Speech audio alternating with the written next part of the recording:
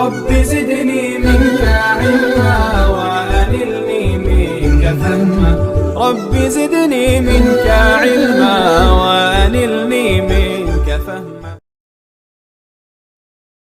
السلام علیکم ورحمۃ اللہ وبرکاتہ. سلسلہ نمبر 73، اولاد کی تربیت اور ان کے حقوق و آداب. نمبر 1، اولاد پر خرچ کیے جانے والے مال اور مشقت اٹھانے میں اللہ سبحانہ و تعالیٰ سے ثواب کی امید رکھنا. آپ صلی اللہ علیہ وسلم نے فرمایا، جب آدمی اپنے گھر والوں پر ثواب کی امید سے خرچ کرتا ہے تو وہ بھی اس کے لیے صدقہ ہے. نمبر 2، ولادت کے بعد اس کے دائیں کان میں اذان اور بائیں کان میں اقامت کہنا. آپ صلی اللہ علیہ وسلم نے فرمایا، جس کسی کے یہاں بچے کی پیدائش ہو اور اس نے اس بچے کے داہنے کان میں اذان کہی اور بائیں کان میں اقامت کہی تو اس بچے کو ام الصبیان، ایک بیماری جس سے بچے سوکھ کر کانٹا ہو جاتے ہیں، لاحق نہ ہوگی. نمبر 3، تہنیک کرنا، یعنی کسی نیک آدمی سے کھجور وغیرہ چبوا کر بچے کے تالو پر لگا دینا. حضرت عائشہ رضی اللہ تعالی عنہا فرماتی ہیں، آپ صلی اللہ علیہ وسلم کے پاس بچے لائے جاتے تو آپ صلی اللہ علیہ وسلم ان کے لیے دعائے برکت فرماتے اور ان کی تہنیک فرماتے. نمبر 4، 7ویں دن بچے کا نام رکھنا.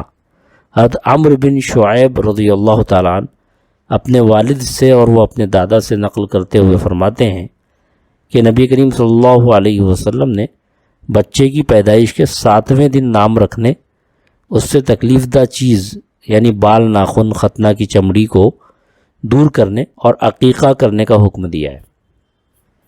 نمبر 5، 7ویں دن بچے کا عقیقہ کرنا.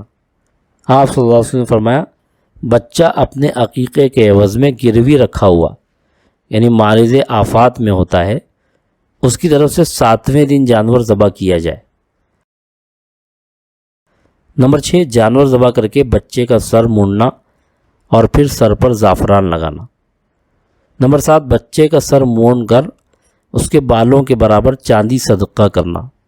حضرت علی بن ابی طالب رضی اللہ تعالیٰ عنہ فرماتے ہیں، آپ صلی اللہ علیہ وسلم نے حضرت حسن رضی اللہ تعالیٰ عنہ کا عقیقہ ایک بکری سے کیا اور فرمایا، اے فاطمہ، اس کے سر کو مونڈ دے اور اس کے بالوں کے وزن کے برابر چاندی صدقہ کر دے.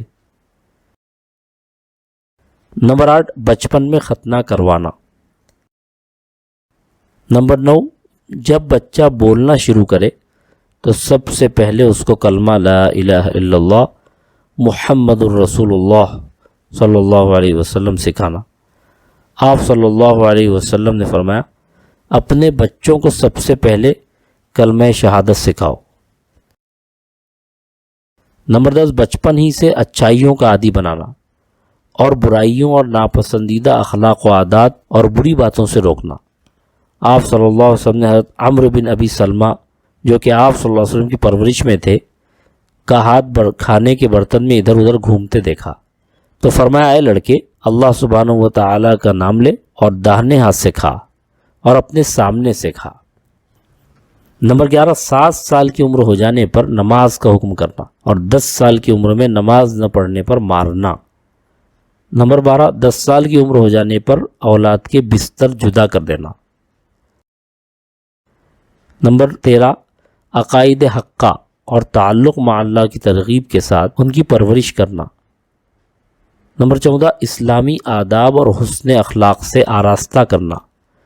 آپ صلی اللہ علیہ وسلم نے فرمایا، کسی باپ نے کسی اولاد کو اچھی تربیت سے بہتر کوئی عطیہ نہیں دیا. نمبر 15، نیکی کے کاموں میں ان کا تعاون کرنا. نمبر 16، اولاد سے ملاطفت و نرمی کا برتاؤ کرنا، ان سے پیار و محبت کرنا اور ان کو بوسہ دینا. حضرت ابو ہریرہ رضی اللہ تعالیٰ عنہ فرماتے ہیں، اقرا بن حابس رضی اللہ تعالیٰ عنہ نے اللہ کے نبی صلی اللہ علیہ وسلم کو دیکھا کہ حضرت حسین رضی اللہ تعالیٰ عنہ کو بوسہ دینے، تو کہنے لگے، میرے تو 10 بیٹے ہیں، میں ان میں سے کسی کو ایسا نہیں کرتا. تو آپ صلی اللہ علیہ وسلم نے فرمایا، جو رحم نہیں کرتا اس پر رحم نہیں کیا جاتا. نمبر 17، بوقت ضرورت ان کے ساتھ سختی کرنا. آپ صلی اللہ علیہ وسلم نے فرمایا، گھر میں کوڑا اس طرح سے لٹکاؤ کہ گھر والے اسے دیکھیں تاکہ ان کو تنبیہ ہو کہ سرزنش بھی ہو سکتی ہے۔ نمبر 18 ان کی طاقت سے زیادہ ان پر بوجھ نہ ڈالنا۔ نمبر 19 ان کی ناراضگی کے وقت ان پر کسی کام کا اصرار نہ کرنا۔ نمبر 20 اولاد کے درمیان برابری کا معاملہ کرنا۔ نمبر 21 بیٹیوں سے خوش ہونا اور ان سے اچھا سلوک کرنا۔ آپ صلی اللہ علیہ وسلم نے فرمایا جو شخص لڑکیوں کی بنا پر کسی آزمائش میں مبتلا کیا گیا پھر بھی ان سے اچھا سلوک کیا تو یہ بیٹیاں جہنم سے آڑ بنیں گی۔ نمبر 22 بیٹیوں اور اپنے ماتحت لڑکیوں کو پردے کا پابند بنانا۔ اللہ سبحانہ و تعالیٰ کا ارشاد ہے اے نبی تم اپنی بیویوں، اپنی بیٹیوں اور مسلمانوں کی عورتوں سے کہہ دو کہ وہ اپنی چادریں اپنے منہ کے اوپر جھکا لیا کریں۔ اس طریقے سے اس بات کی زیادہ توقع ہے کہ وہ پہچان لی جائیں گی تو ان کو ستایا نہیں جائے گا۔